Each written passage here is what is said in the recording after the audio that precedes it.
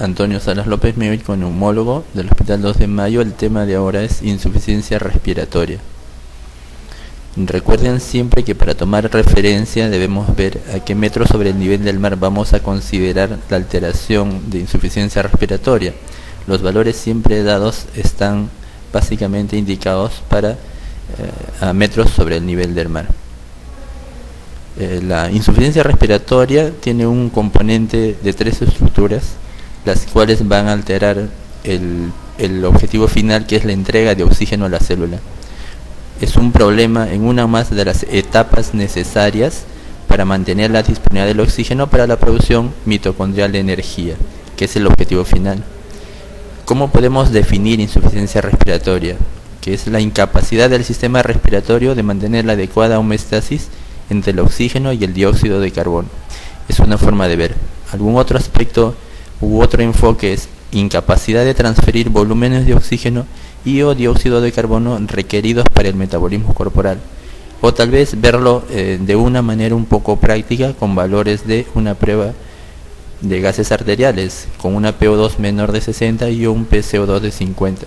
Recordar siempre que estos números reflejan una definición, la adecuada homeostasis, un equilibrio, no algo estático.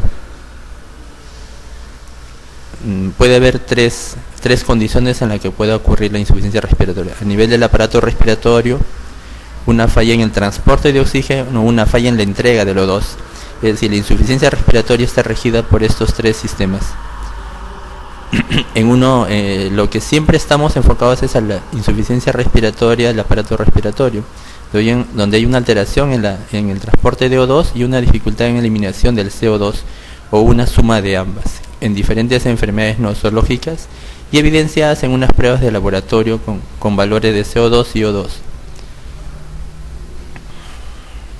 ¿Cuáles son los mecanismos para que exista insuficiencia respiratoria? Puede haber alteraciones a nivel de hipoventilación alveolar, alteraciones de la ventilación-perfusión, que es la forma más importante, con un compromiso marcado del organismo, shunts, alteración de la difusión, o otras formas como disminución de la FiO2 cuando uno sube a las alturas, disminución del gasto cardíaco o disminución de la hemoglobina. Estas son las formas de mecanismos de producción de insuficiencia respiratoria. En hipoventilación pulmonar, en este caso, la hipoxemia se acompaña de una gradiente alveolar arterial normal. Esto generalmente está asociado a un trastorno neurológico muscular o de caja torácica y pleural. La hipoventilación se puede asociar a otros mecanismos de insuficiencia respiratoria como EPOC avanzado y asma grave. En estos casos se corrige la presión arterial de O2 con un agregado de oxígeno, con una posibilidad de riesgo en el aumento de la CO2. Si el CO2 se incrementa, se necesita solamente ayuda ventilatoria, ya sea por métodos no invasivos o métodos invasivos de ventilación mecánica. En hipoventilación pulmonar, lo importante es que la ventilación-perfusión es normal, 0.8 a 1. La disminución de la relación lleva a una disminución de la presión arterial de O2, pero la presión arterial de O2 no aumenta, porque las zonas vecinas que hiperventilan son capaces de eliminar fenómenos compensatorios fisiológicos. La alteración ventilación-perfusión es el mecanismo más común de insuficiencia respiratoria. Se corrige con la administración de oxígeno y hay donde existe una gradiente alveolar arterial marcada. Está en relación a diferentes enfermedades respiratorias pulmonares. Las 3 formas, alteraciones de la ventilación-perfusión, cuando es 1, mayor de 1, menor de 1. Cuando es 1 es una relación normal tanto del alveolo como las vías capilares. Cuando es mayor de 1 la relación ventilación-perfusión, la alteración está a nivel de los vasos capilares, y cuando es menor de 1 la alteración está a nivel del alveolo. ¿Bien? Todo esto trae consigo alteraciones en los gases arteriales. Shunt, que es otra forma de insuficiencia respiratoria, otro mecanismo, es la máxima alteración ventilación-perfusión. Presenta hipoxemia que no se corrige con el agregado de oxígeno. O sea, se hace retos y no se consigue llegar a los valores adecuados. no incrementa el CO2, recordar siempre que normalmente existe un SHAN fisiológico que es menor del 5%. Y en esto puede hacer una relación entre la fracción inspiratoria de O2 con la presión arterial de O2, el famoso PAFI, ¿no?, que puede ser normal o superior a 300. El SHAN es una alteración entre la llegada del oxígeno y la irrigación del dichos alvéolos. Alteración de la difusión. Raramente es responsable de hipoxemia en reposo. Estos pacientes, estando en reposo, mantienen una oxigenación adecuada. Aquí se puede producir por disminución del área de difusión, como en el enfisema, o engrosamiento de la membrana de intercambio, como la fibrosis pulmonar, EPIT. La hipoxemia se pone de manifiesto básicamente durante el ejercicio. Se utiliza para demostrar esta alteración la prueba de difusión del CO, el DELCO. Entonces tenemos diferentes mecanismos de alteración: fisiopatológico, SHAN, ventilación perfusión alto, ventilación perfusión bajo, alteraciones en la gradiente alveolar arterial, la hipoventilación alveolar y alteraciones en la presión venosa de O2 y la fracción inspiratoria de O2. Cada una de ellas lleva una alteración propia que podemos evaluarla en los exámenes de gases arteriales.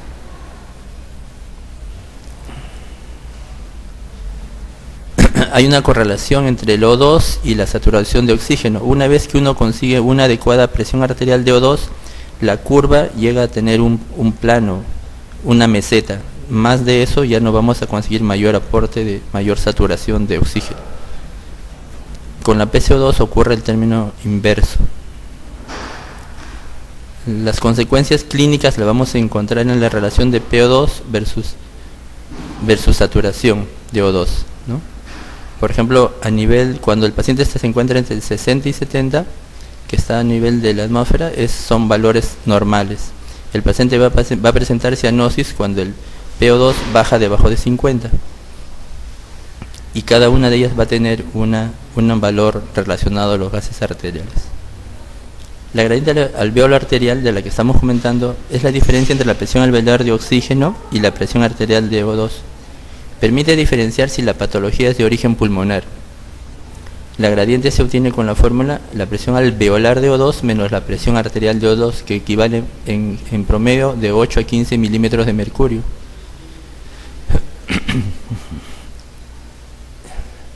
De alguna fórmula práctica de poder hallarla, la gradiente es 2,5 más la multiplicación de 0,21 por la edad en años. La relación del PAFI, que es un parámetro para evaluar injuria pulmonar, es importante para los diagnósticos y el tratamiento oportuno. Esta relación va a tener valores, es normal mayor de 300 y va a ser cuantificado en cuanto a su severidad en orden decreciente. ¿Cuáles son los factores de riesgo para hacer insuficiencia respiratoria? Neumonías severas, aspiración de contenido gástrico, sepsis o síndrome de respuesta inflamatoria sistémica, SIR severa, cirugía tóraco-abdominal alta y o cirugías prolongadas, trauma torácico moderado a severo, trauma cráneo-encefálico y desorden vascular cerebral con grado menor de 8, enfermedad neuromuscular de progresión rápida, obesidad, enfermedad cardiorrespiratoria crónica y personas mayores de 60 años. Como ven, los previos a la edad, todos son relacionados no solo al aparato respiratorio, sino a órganos como el sistema nervioso central, aparato cardiovascular y alteraciones hematológicas. ¿Cuál es el cuadro clínico? Los dos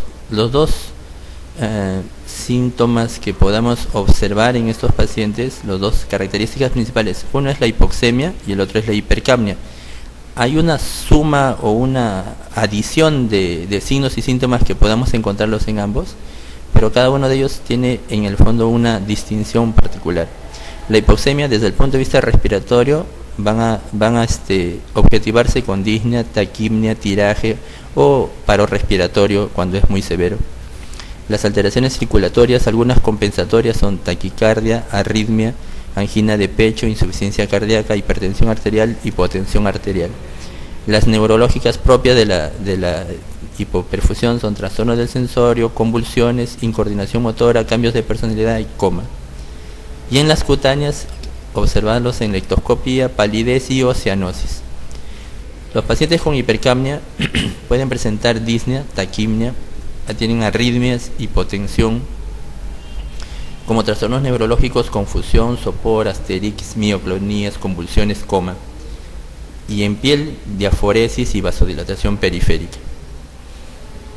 ¿Cómo clasificamos la insuficiencia respiratoria? En aguda y en crónica. La aguda se instaura en periodos cortos de tiempo, horas o días. Predomina su presentación en personas previamente sanas. La insuficiencia respiratoria crónica ya de curso evolutivo largo indica que existe un estado patológico subyacente previo, una enfermedad previa. Y la insuficiencia respiratoria crónica reagudizada es la insuficiencia respiratoria crónica que sufre una descompensación con un empeoramiento rápido del intercambio gaseoso basal que presenta el paciente. Las diferencias que podemos encontrar en uno es que uno es producto de una injuria aguda, el pH es anormal en las agudas, no hay mecanismos compensatorios para ese trastorno del pH y generalmente es mal tolerada. La crónica es una progresión de una enfermedad previa, el pH está normal, hay una compensación crónica en este caso y el paciente la tolera mejor debido a mecanismos compensatorios a este trastorno de la hemostasis respiratoria. La insuficiencia respiratoria lo podemos clasificar por severidad.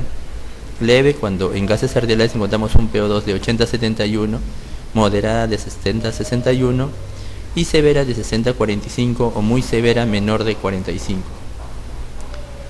Las causas por las cuales se producen estas alteraciones en la insuficiencia respiratoria de tipo 1 son pacientes con alteraciones en parénquima pulmonar sin lesiones anatomopatológicas, ¿no? Aquellos que tengan pulmones claros, pacientes que tengan alguna opacidad pulmonar difusa, trastornos orgánicos del pulmón con opacidad pulmonar localizada y con patología extraparenquimatosa, como neumotoras, obesidad mórbida, cifoescoliosis, derrame pleural masivo bilateral, inestabilidad de caja torácica. Causas de insuficiencia respiratoria tipo 2 o hipercápnica, aquellas con gradiente normal y con gradiente elevado. Las de gradiente normal son aquellas que tengan alteraciones de presión del centro respiratorio relacionadas a fármacos o enfermedades del sistema nervioso central, enfermedades neuromusculares y obstrucción de la vía aérea superior. Aquellos que tengan gradiente elevado van a ser cualquier causa de insuficiencia respiratoria no hipercápnica lo suficientemente grave o prolongada que produzca fatiga muscular o con alteraciones pulmonares asociadas. Un paciente que tenga, por ejemplo, síndrome de Guillain-Barré más una neumonía asociada. ¿Cómo podemos clasificarlos por gasometría? Tipo 1 oxigenatoria, tipo 2 ventilatoria, la mixta, la tipo 3 o perioperatoria y la tipo 4. Bien, básicamente siempre manejamos tipo 1, tipo 2 y algunos pacientes que presentan la tipo mixta. La tipo 1, la PO2 es menos de 60 milímetros de mercurio, el PCO2 está normal o disminuido y la gradiente alveolar arterial está aumentada. La tipo 2, la presión arterial de O2 es menos de 85, PCO2 mayor de 50. En algunos casos puede tener valores mucho más altos dependiendo de la enfermedad de fondo. La gradiente alveolar arterial en este caso es normal y el pH es menor de 7.35. Y en la mixta hay alteraciones de ambas gasometrías, de O2 y CO2, en una menor de 60 y la otra CO2 mayor de 50. Recuerden que todos son fenómenos dinámicos. El paciente puede tener una alteración en un momento y en otro momento dado una forma mixta. Siempre veámoslos en el contexto de fenómenos dinámicos. Hay fórmulas para encontrar el PO2 del paciente para poder establecer los valores normales previos con estas fórmulas que le dejamos en la leyenda, en pacientes sujetos sentados, en pacientes en forma que están en supino. ¿Cuál es el tratamiento para insuficiencia respiratoria, ¿no? Primero, el cuadro clínico siempre es importante, pacientes con cianosis, disnea, taquimia o uso de músculos accesorios, que es lo primero que observamos, más los señalados anteriormente. A estos pacientes tenemos que hacer inmediatamente análisis de gases arteriales, y en los cuales vamos a encontrar un PO2 menor de 60 o un PCO2 mayor de 50 en la clasificación que hemos visto previamente, ¿no? La primera nos dirá que es una insuficiencia respiratoria tipo 1, que es oxigenatoria, y la siguiente nos dirá que es una insuficiencia respiratoria tipo 2, ventilatoria. En la primera no debemos esperar más y debemos inmediatamente administrar oxígeno. Y podría suceder que el paciente, a pesar de esto, no responda, hipoxemia refractaria. O la insuficiencia respiratoria tipo 2, que a pesar de todo lo que se ha evaluado, persista con las alteraciones funcionales, y ambos al final, dependiendo de la severidad, van a hacer ventilación mecánica. Medidas generales: asegurar permeabilidad de vías aéreas, acceso endovenoso, nutrición e hidratación adecuada, evitar medicación depresoras del sistema nervioso central, mantener hemoglobina mayor o igual de 10, control cardiológico adecuado, protección gástrica y manejo de enfermedad causante. ¿Cuáles son las metas terapéuticas? O sea, ¿a qué debemos llegar cuando uno administra oxígeno? Mejorar el trabajo respiratorio, que la frecuencia baje a menos de 35, que la hemoglobina sea mayor de 10, que la PO2 sea mayor de 60, que la presión de O2 que esté entre 50 y 60 torres en pacientes respiratorios crónicos, que la presión inspiratoria de O2 administrada sea menor del 50%, que el FiO2 inicial menor del 30% en pacientes con hipercapnia crónica, que la saturación sea de 92 a 95 y que una PCO2 menor de 42. Objetivos, metas. Siempre tracémonos metas para cualquier terapéutica que podamos administrar. Recordar siempre que los sistemas que tenemos son de alto flujo, bajo flujo, ¿no? Los máscaras de Venturi, eso es importante, que cuando uno señala en la mascarilla la cantidad de FiO2 que tiene, le corresponde un flujo determinado. No podemos poner un FiO2 determinado con un flujo diferente, que es no administrarle oxígeno al paciente. Eso está establecido, como se señala en estos valores. La cánula nasal, cuando lo requiere el paciente, igual. Vamos a tener valores ya, para cada flujo le corresponde una fracción inspiratoria de O2. Para la máscara de O2 y para la máscara de reservorio en sus formas con ventilación y sin reventilación. Tenemos el sistema de Venturi para poder administrar adecuadamente el oxígeno con los valores de flujo previamente señalados y marcados en el dispositivo de administración. Bien. De la cánula binasal, en forma a colocarlo adecuadamente. La máscara simple, la máscara con reservorio, la máscara de Venturi, y los pacientes que no han respondido al tratamiento oxigenatorio adecuado, esos pacientes van a tener criterios de apoyo de soporte mecánico, son pacientes que van a necesitar ventilación mecánica. Entonces, ¿cuándo vamos a indicar la ventilación mecánica? Cuando hay una hipoxemia refractaria con un PAFI menor de 200, una frecuencia respiratoria mayor de 40 o menor o igual de 8 por minuto, insuficiencia respiratoria tipo 2 con trastorno de conciencia y o acidosis respiratoria que no responde a medidas terapéuticas convencionales, principalmente esto. Además de estos, otros criterios son fatiga diafragmática, un volumen tidal menor de 5 centímetros por kilogramo, capacidad vital menor de 10, fuerza inspiratoria máxima menor de 20 a 25, volumen inspiratorio forzado en primer segundo menor de 10 mililitros por kilogramo y pacientes que tengan en shock profundo. ¿Cómo controlar? O sea, ¿cómo voy a demostrar que mi tratamiento está siendo adecuado, que el paciente está recibiendo el oxígeno adecuado y por lo tanto estoy disminuyendo el trabajo respiratorio y el trabajo cardíaco? ¿No? Se debe usar esta fórmula, la operación arterial de O2 entre la fracción inspiratoria de O2, eso nos debe dar 285, ¿bien? Que es una constante. Entonces, por lo tanto, el PaO2 esperado va a ser 285 por la fracción inspiratoria de O2. Esa es una fórmula que debemos usarlo para saber si el paciente está recibiendo adecuadamente la oxigenación. O sea, nosotros tenemos el FiO2 que está en la máscara que le administramos y lo multiplicamos por 285. Eso va a ser lo que el paciente va a recibir. Aquí hay un ejemplo que podemos ver. El paciente número 1 tiene una presión arterial de O2 de 75 milímetros de mercurio y un paciente 2 que tiene una PaO2 de 65 milímetros de mercurio. En eso nos preguntamos cuál está mejor, si a uno le administramos una fracción inspiratoria de 40% y al otro le administramos una fracción inspiratoria del 30%.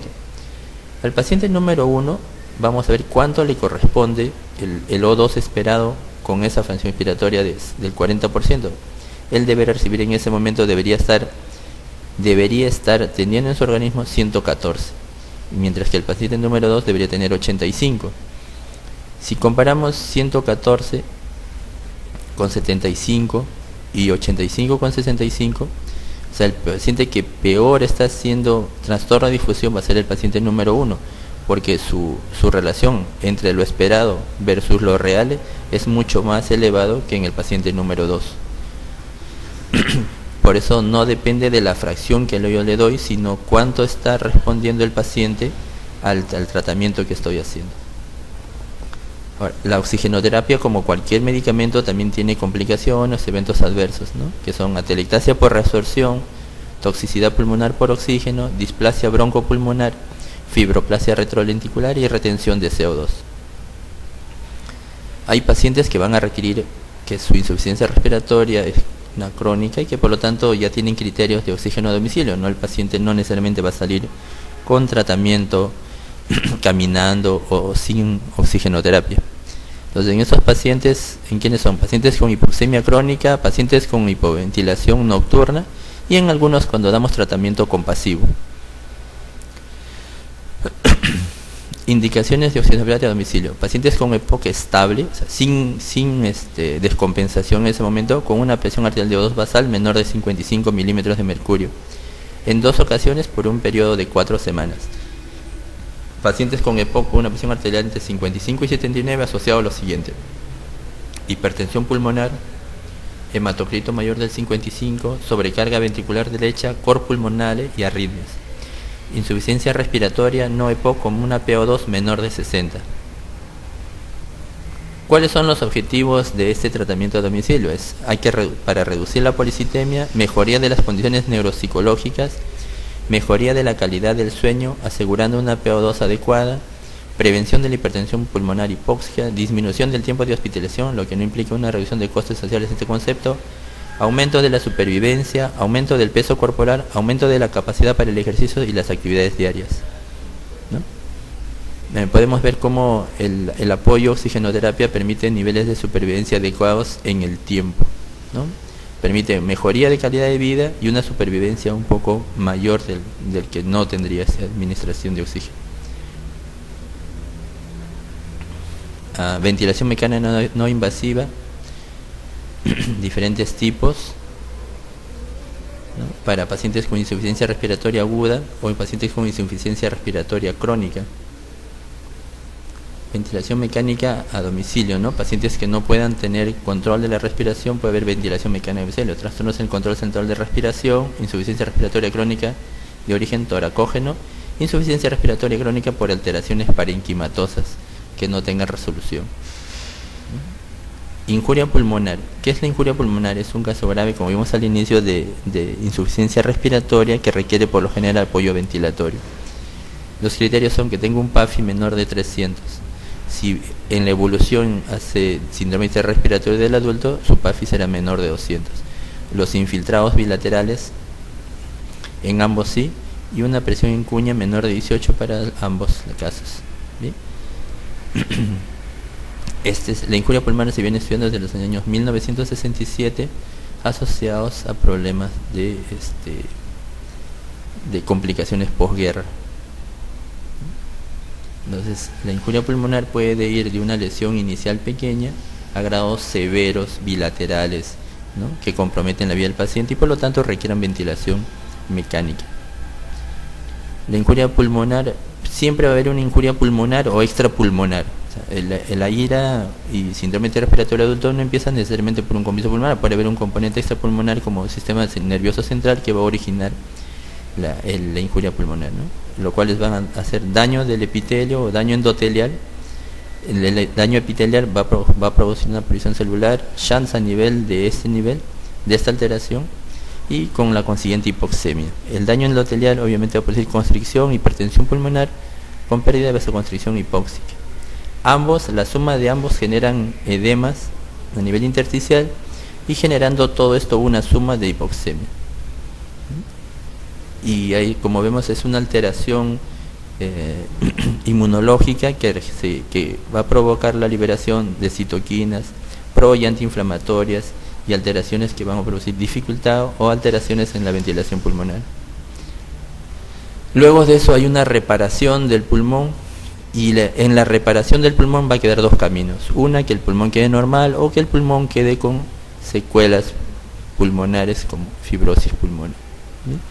Entonces hay etapas en el síndrome respiratorio. Hay una primera fase exudativa, una fase proliferativa y una fase fibrótica, que no todos lo hacen evidentemente.